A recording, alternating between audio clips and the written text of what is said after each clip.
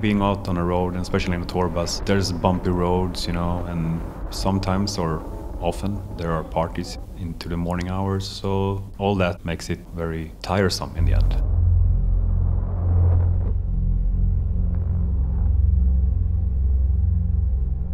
After a few weeks you get pretty emotionally shut down, you know. It's almost like you get into this kind of zombie state, you know.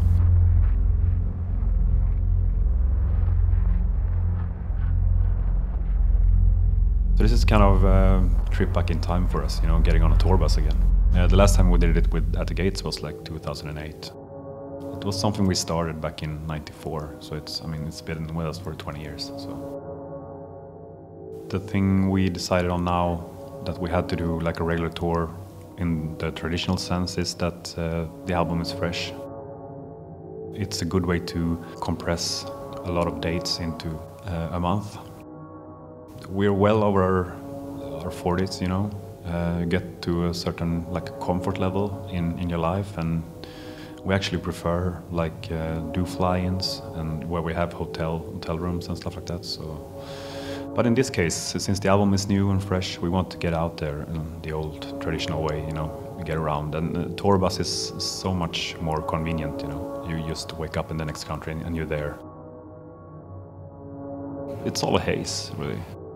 Of course, you remember, you know, meeting your like childhood idols and you being shocked with that they actually heard your band and they like it. So yeah, I mean, Testament, Slayer, Exodus, all that, you know. And that only makes you realize that everybody are normal people. That kind of loses your perspective and don't think about anyone as a star anymore. We try to be very normal and down to earth, and we are down to earth. It's not that we pretend. So I mean, when we speak to fans, I think they perceive us as very easygoing and down to earth people. It's harder, I mean, the more tours you do, to stay in contact with all the bands and stuff like that. But of course the crew is part of your family somehow, and we try to have, as much as possible, have the same crew all the time. But I mean, it's a lot to ask for since we don't tour, you know, that much anymore. Simon and Anders have been with us since the reunion 2008. So they've been on and off. Mostly Anders, because he's able to do the whole backline actually. But on tour we want, you know, like a specific guitar tech as well, because there's more work, you know, involved. And the sound guy Bo, we have had in my other band, The Haunted, since maybe 2001. So I mean, he's been with us for 13 years. They're all like good friends, and we don't really hang out in the spare time because we're all scattered across Scandinavia. But we keep in touch on Facebook, Instagram, stuff like that, and phone, of course.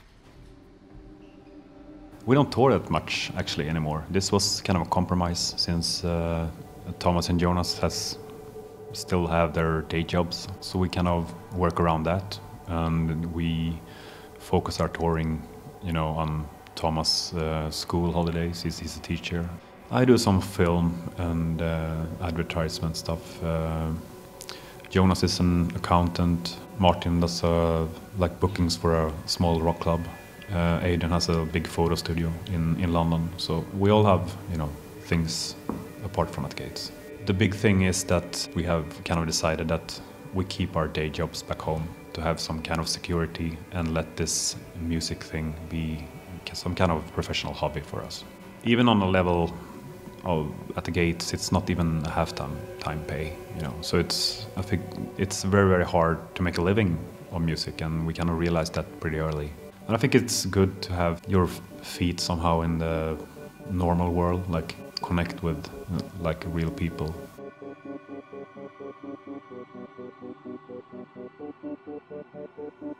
I don't know if we're very fortunate or not, but ever since the reunion in 2008, we can kind of have this revisiting this bond we had as youths, you know, growing up.